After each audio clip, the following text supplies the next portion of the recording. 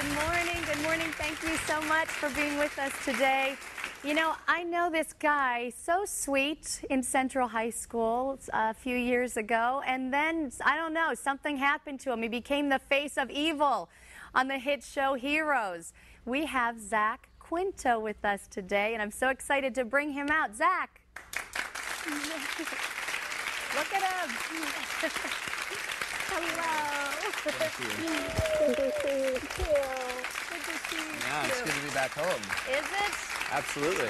Yeah? Congratulations, too, by the way, on this. Thank you so much. New, exciting thing. It's really good to be here. It is exciting. You know, we're busy now. When we last met, how many kids did we have? Did we have any children? Oh, yeah, you had a few. At least 3, I think, by then, We're right? up to 5 now. Yeah, I know. I saw the picture in the magazine. You guys all look great. We're up to 5. On the ice skating rink. Thank you. You know what? I'm looking at him. How many of you watched the show? Yeah.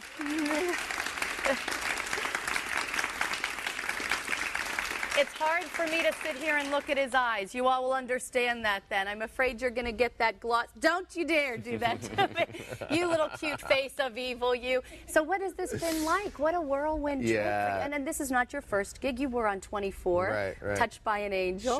Sure. I've been in LA for a while. I've been at it for a while. So this is definitely the most rewarding of the experiences that I've had out there, the most fulfilling creatively. You know, it's sometimes hard to find the balance between moving your career forward and gaining a sense of fulfillment from what you're doing in Los Angeles, you know.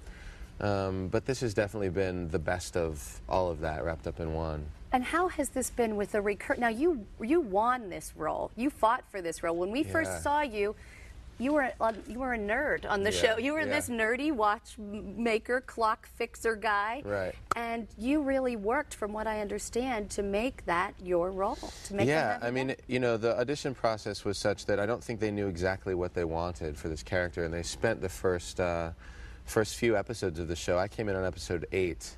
So from episode 2 to episode 8, those episodes really built this character up, and they sort of set it up as this really imposing, monstrous figure. And then they started casting for it. So I really don't think they knew what they were looking for. And what I brought to it was something really specific and something really unique that I think that they were surprised by, but that they somehow related to.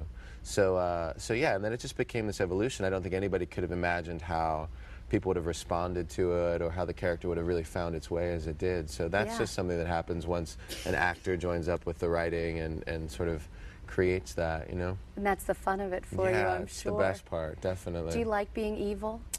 Yes, I do. Yes, I do.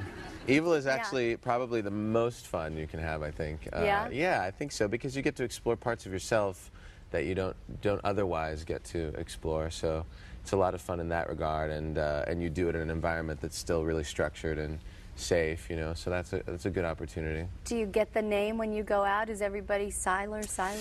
Yeah, you know, it's funny. Like, you know, when I first started, it was definitely that way, and now people are starting to make the segue much more into to my name. You know? Yeah, it is good. It is good.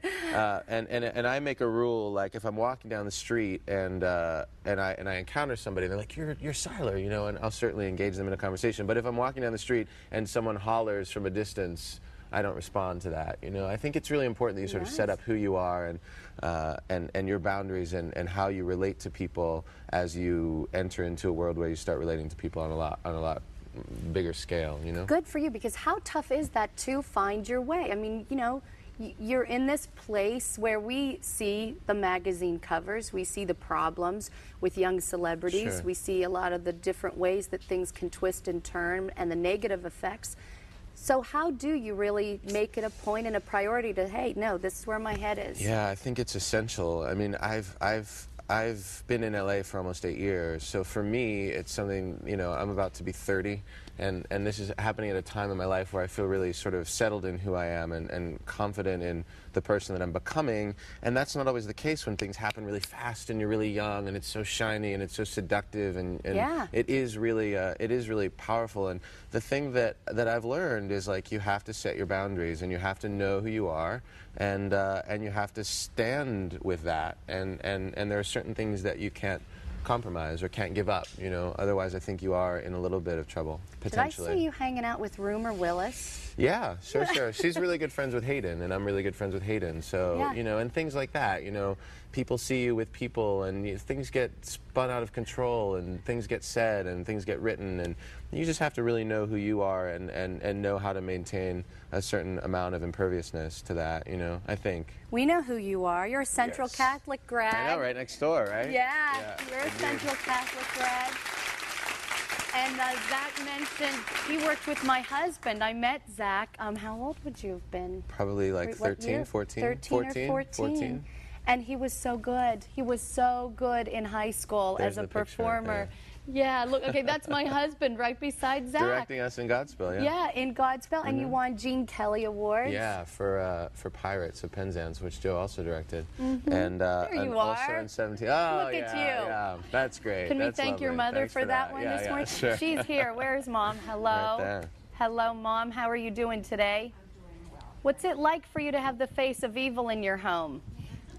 Well, I thought it might be a little scary, but so far, no, it's fine. And you're not letting Hollywood get the best of him, are you?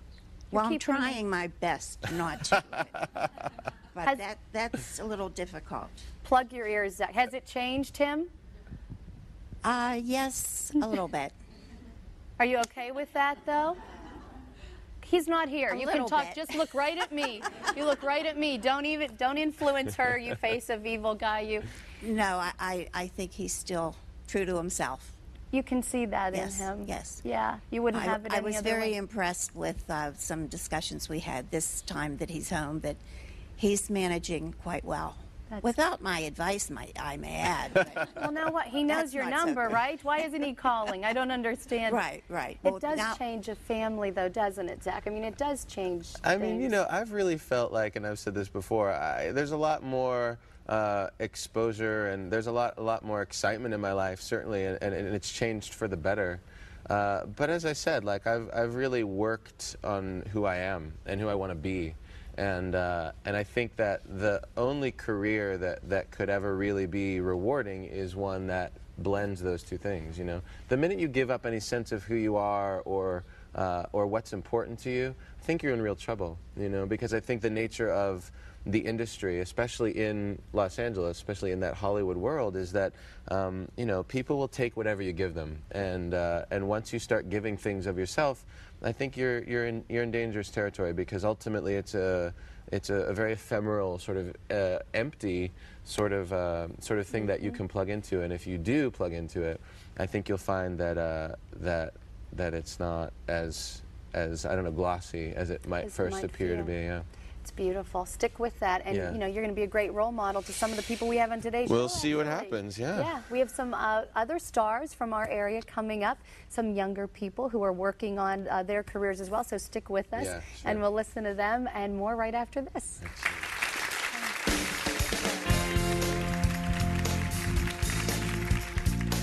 Evil with us in the audience. He's still looking shadowy. Zach, I want to ask you, you know, we have all these young people here and their moms, and you've been through this, you know. What would you say to them? I loved your information earlier about keeping grounded as they continue to pursue this career. You know, we were talking earlier, it's not an easy thing. You've got to have a stomach for it. Yeah, and I think it's interesting, when I was a kid, they would always bring to my high school and to my college even people that had been doing it for years. And the one thing that they always said is, if you ever get to a point where you can imagine yourself doing something else, then you should do that something else, you know. And I can attest to that. I never really understood what that meant then, because I had that very youthful energy of like, well, you know, I'm an actor and that's all there is to it. But when you get into the life of it, it is a very difficult road, regardless of whether you achieve the level of success that you aspire to at some point or not. The journey to that point is, regardless, it's got a lot of ups and downs, and I think unless you really have it in your core to pursue that lifestyle, then you're going to come up against a lot of stuff that is kind of overwhelming, I think, you know? Yeah. So as long as it's like everybody said here, as long as it's what you love, and as long as you enjoy doing it, and as long as it's not a chore, then there's a lot of fun to be had. That's wonderful. Thank you so much. Thank you to all of our guests today.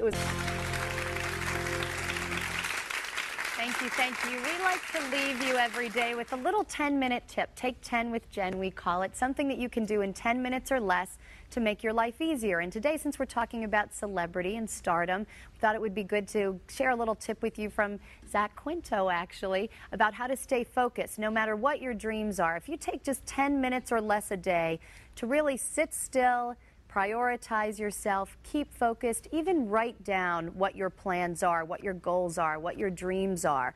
Keep yourself focused, and it's going to help you achieve that goal. Little vacation for yourself, 10 minutes or less a day. Thanks so much for being with us. Hope you had a good time. Have a great rest of your day, and we'll see you next week.